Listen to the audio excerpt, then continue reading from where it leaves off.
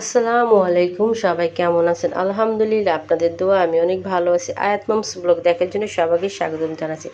Hi everyone, বর্তমানে আমি আছি আয়াতের নানুর বাসায়। আয়াতের বড় মামা যে আছে শাহজাদে হোসেন হামজার বাবা, যেটা তার হয়েছে জন্মদিন, মানে আয়াতের বড় মামার জন্মদিন। তো এই জন্মদিনের উপলক্ষে কেক এনেছিল শেহজাদের খালা।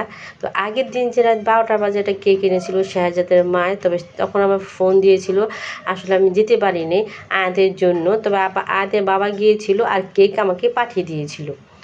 তো পরের দিন যেটা জন্মদিন পরে, সেই জন্মদিনের দিন সন্ধ্যাবেলা আমি আবার ছিলাম ওই বাসায়। আর শেহজাদের বড় খালা কেক নিয়ে আসছিল শেহজাদের বাবার জন্য। তো সেই কেকে আসলে আমরা সবাই আনন্দ করে কাটতেছি আর কেক কেটে নিলাম, দেখতেই পাচ্ছেন। শেহজাদ কিন্তু ওর কোলে আয়াত কিন্তু বসে আছে, আর আয়াতে বলতেছিল, মা কেক কাটবো, কেক কাটবো, কেক খাবো।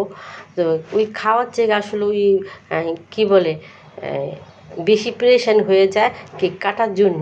আর এইখানে যে আগুনটা দিয়েছেন, আমার মেয়েটা কিন্তু একটু ভয় পেয়েছিল। কিন্তু ভয় পেলে কী হবে, সেই যখন কেক কাটা হয়েছিল তখন আবার বলতেছে, মা আমাকে আগুন দাও, মা আমাকে আগুন দাও, মানে সে এটা ফু দিবে।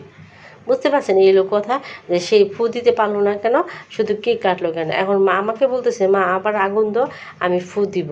সে তার ওটা বলতে পারতেছে না। তো এইখানে কিন্তু সেই বড় আপুর 2 মেয়ে আছে, আর আমাদের যে ছোট ভাই বিয়ে করলো কিছুদিন আগে, সেই ভাই আর সেই ভাইয়ের বউ আর কি, তারা 2 ভাই আর কি। আর ছোটো ভাইয়ের বউ একসাথে মিলে আসলে বাচ্চাদেরকে নিয়ে কেক কেটে ফেললো। এই যে কেক, সবাই কিন্তু পাশে থেকে সব চকলেট নিয়ে নিয়ে খাচ্ছে। এই যে নতুন মামি কিন্তু আয়াতকে একটু কেক দিয়ে দিল,